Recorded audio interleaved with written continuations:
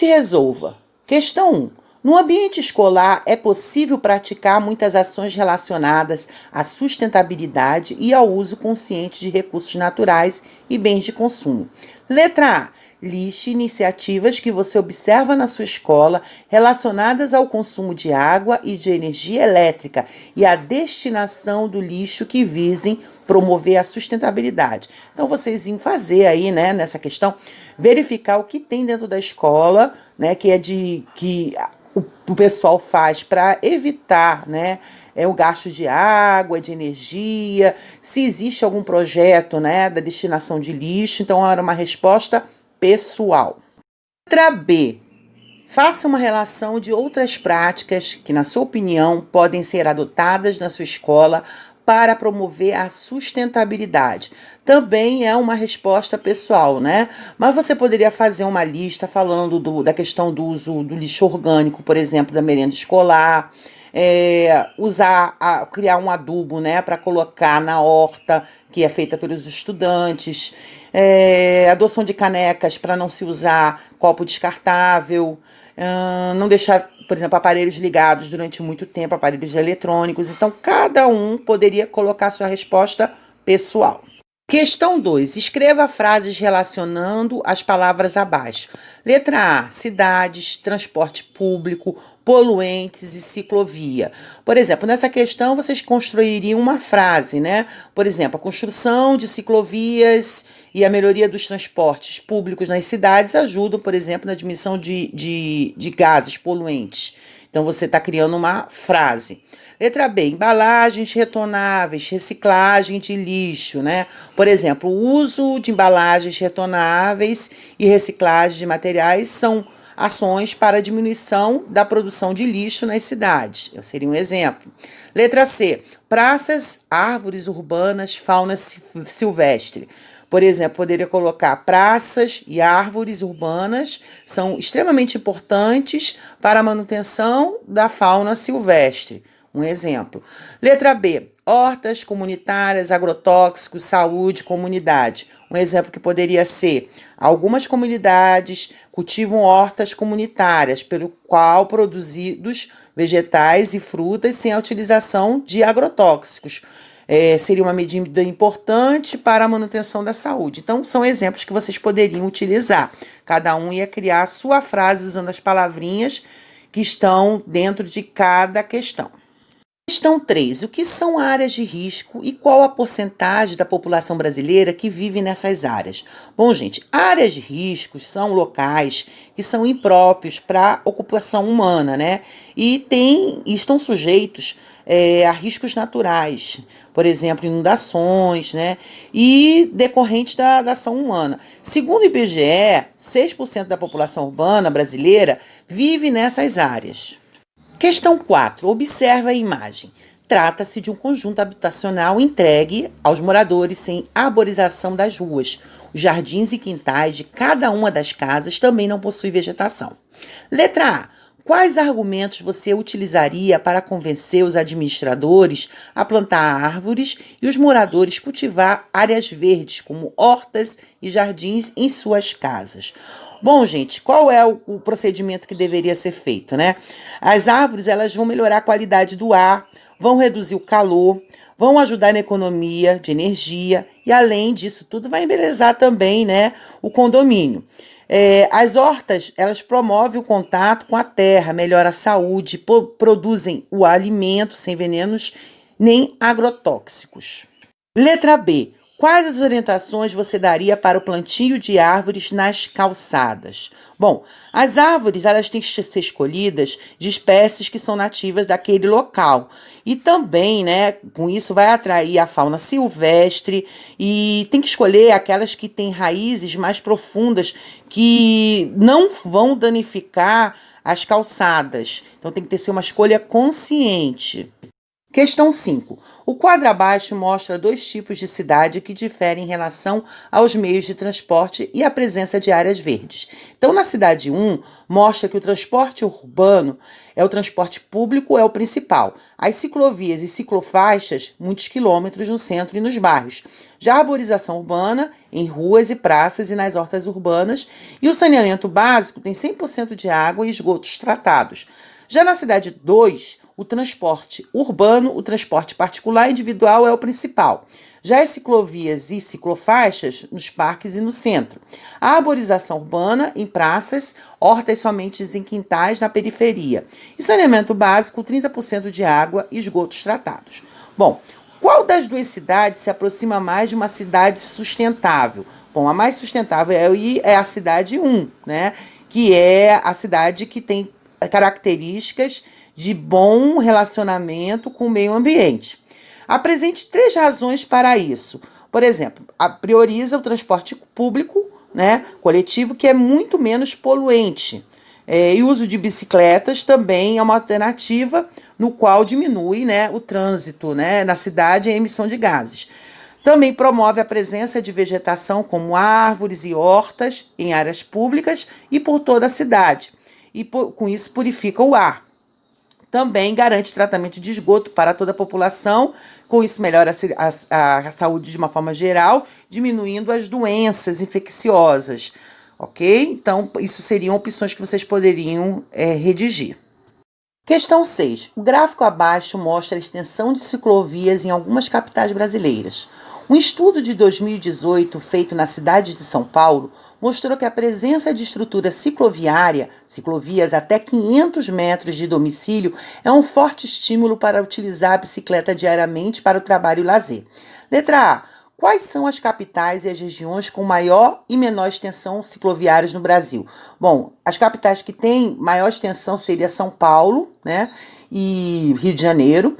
E as que têm menor seria a Manaus, né, e Cuiabá. Então, as regiões com maior ciclovia que a gente verifica é na região sudeste, né? Já na região norte tem a quantidade menor de ciclovias. Questão B. Em que aspectos uma cidade que possui mais ciclofaixas e mais ciclistas pode ser mais sustentável? Gente, com isso, né, você vai melhorar a saúde, vai melhorar a mobilidade urbana e, consequentemente, a qualidade do ar vai ser bem melhor. Letra C. Pesquise como é a estrutura cicloviária de sua cidade, de seu bairro, para a utilização de bicicletas como meio de transporte cotidiano, e não somente em momentos de lazer.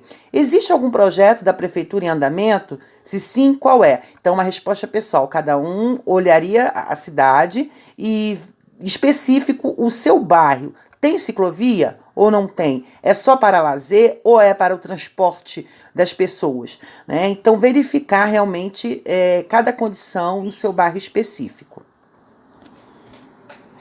Questão 7. Para cada um dos 6 aspectos de consumo consciente, escreva uma ação que você e sua família realizam ou podem realizar visando a sustentabilidade. Então, seria uma resposta pessoal.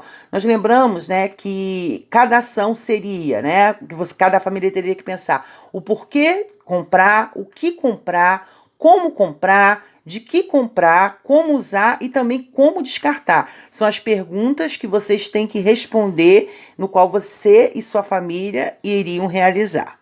Questão 8. Leia o texto a seguir. Em maio de 2018, a Organização Mundial de Saúde divulgou o relatório de estatísticas mundiais de saúde mostrando que, anualmente, 7 milhões de pessoas no mundo ainda morrem por causa da poluição do ar. O problema afeta muito mais as pessoas mais pobres, que são as que têm menos recursos para se tratar de doenças. No período entre 2010 e 2016, mais de 57% das cidades das Américas e mais de 61% das cidades da Europa sofreram queda nos níveis de emissão de poluentes, enquanto na Ásia, mais de 70% das cidades sofreram com a perda da qualidade do ar. Além da poluição por emissão de gases de veículos e indústrias, para uma parte significativa da população de países pobres, a poluição vem ainda da fumaça de fogões poluidores e combustíveis em residências. Nos países de rendas baixa e média, principalmente na Ásia e na África, ocorre mais de 90% das mortes relacionadas à poluição do ar, seguidos pelos países de rendas baixa e média da região do Mediterrâneo Oriental, da Europa e das Américas. Bom, de que forma é possível reduzir a mortalidade por doenças relacionadas à poluição urbana? Bom, melhorando principalmente o transporte público, né, desestimulando o uso de transportes privados, estimular o uso de transportes sustentáveis como bicicleta e também melhorando as habitações, né, dos mais pobres, viabilizando o uso de fogões a gás ou elétricos, diminuindo a emissão de fumaça na atmosfera. Questão 9. Quais são as doenças provocadas pela poluição e quais são os poluentes mais importantes? Bom, as doenças são as cardiovasculares, também temos os problemas respiratórios, o câncer de pulmão, doenças pulmonares crônicas e também a pneumonia.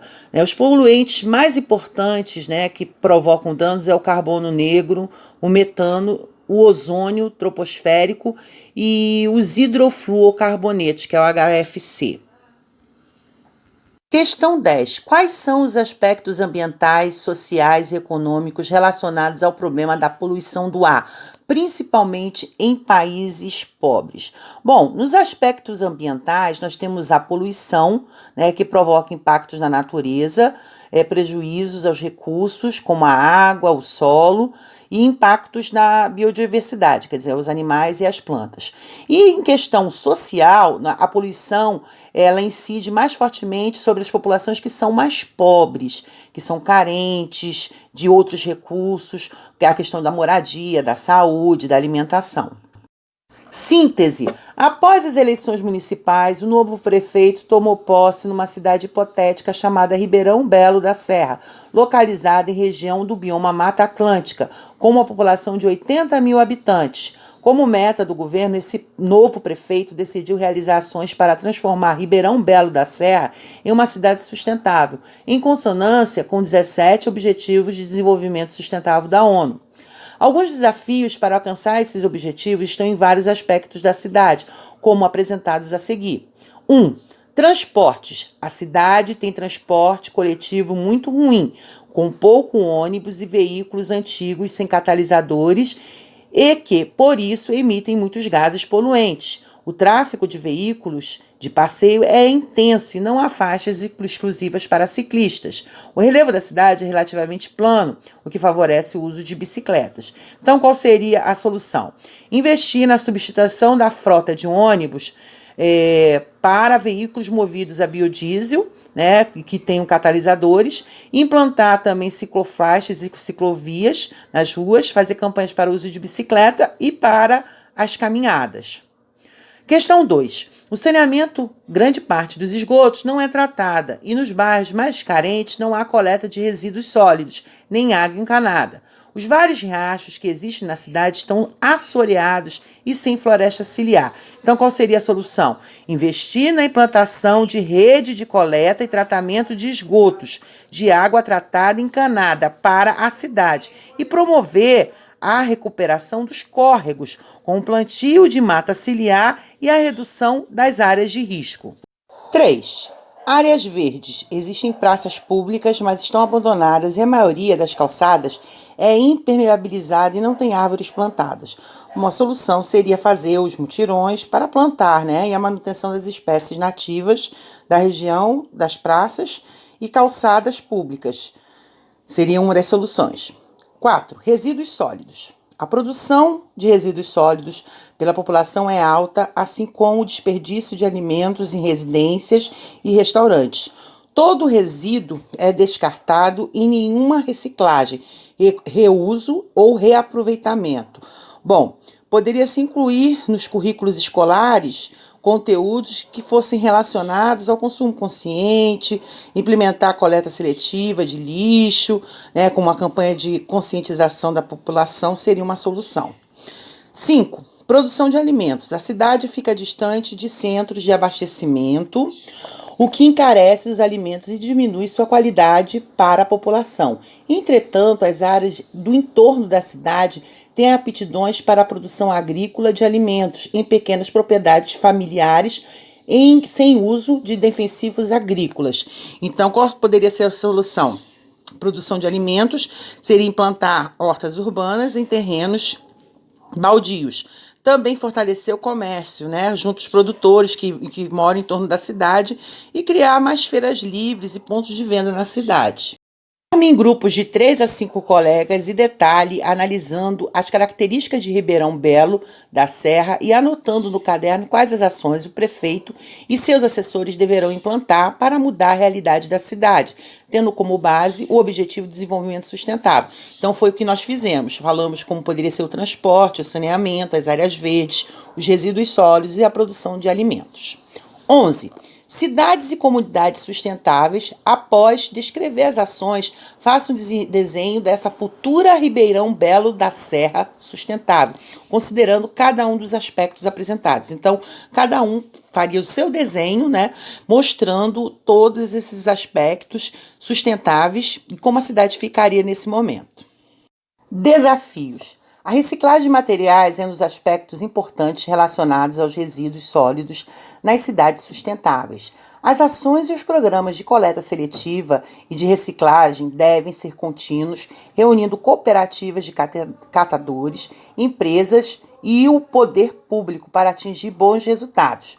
No Brasil, em 2016, um total de 1.055 municípios, cerca de 18%, desenvolviam programas de coleta seletiva, atingindo 31 milhões de brasileiros, ou 15% da população, uma porcentagem considerada ainda pequena.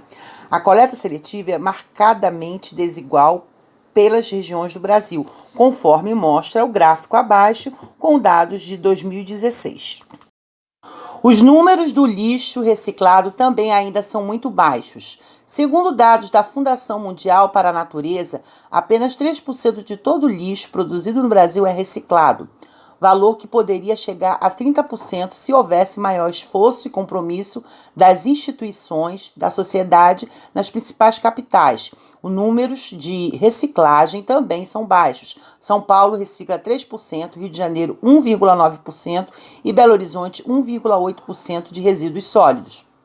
Com os avanços tecnológicos atuais, o resíduo urbano vem sofrendo alterações do ponto de vista qualitativo e quantitativo, e parte importante passa a ser de produtos elétricos e eletrônicos, como lâmpadas, eletrodomésticos, telefones celulares, entre outros. Esses produtos contêm materiais de alto valor monetário, como metais semicondutores, ou são um grande perigo para o meio ambiente, por apresentarem metais pesados de baterias. Por isso, demandam coleta e reciclagem adequadas. Os gráficos a seguir mostram as composições da coleta seletiva em cidades brasileiras. Questão 1. Em termos de proporção por número de estados, qual é a região que possui mais serviços de coleta seletiva municipal? Gente, a região sul é que tem mais municípios, né? São em torno de 421 e tem 3 estados que fazem o serviço de coleta seletiva municipal, tá? 2. Quais são os materiais mais reciclados no Brasil? Bom, são papel, papelão, vidro, plástico, os metais e também o alumínio. Questão 3. Quais são os diferentes produtos que geram os plásticos reciclados? O PET, o PEAD, o PP, PEBD e PVC. PET são as garrafas de refrigerante, de água, potes de manteiga. O PAD, que é o polietileno de alta densidade, seriam as caixas de leite de plástico, garrafas também de suco, frascos de shampoos, recipientes de detergente. Já o PVC, que é o policloreto de vinila, são os pacotes de alimento de cor clara e também objetos para aplicação de sinalização de construção, como cones de trânsito. O PEBD, que é o polietileno de baixa densidade, são os sacos de pão, de alimento congelados. O PP, que é o polipropileno, seriam as baterias automotivas, funis e canudos de plástico. O PS, que é o poliestireno, seriam as espumas para embalagem, talheres de plástico, embalagem de proteção para produtos eletrônicos e também brinquedos. Quarta questão. Reunidos em grupos de 3 e 4 estudantes, prepare uma campanha informativa para a escola e ou bairro sobre a importância da reciclagem dos materiais eletrônicos listados. Produzam frases ou pequenos textos que ajudem nesta campanha. Lâmpadas, telefones celulares, computadores e notebooks, impressoras, fotocopiadoras, pilhas alcalinas e baterias de celular. Então era apenas para criar frases, né? Uma campanha que poderia ser usada no bairro ou na escola, falando da importância da reciclagem desses produtos. Bom, galera, espero que vocês tenham gostado da nossa revisão, da correção das nossas atividades. Canal Ciência da Pandemia agradecem. Fiquem com Deus, fiquem na casa de vocês, se proteja, ok? Beijo e tchau, tchau.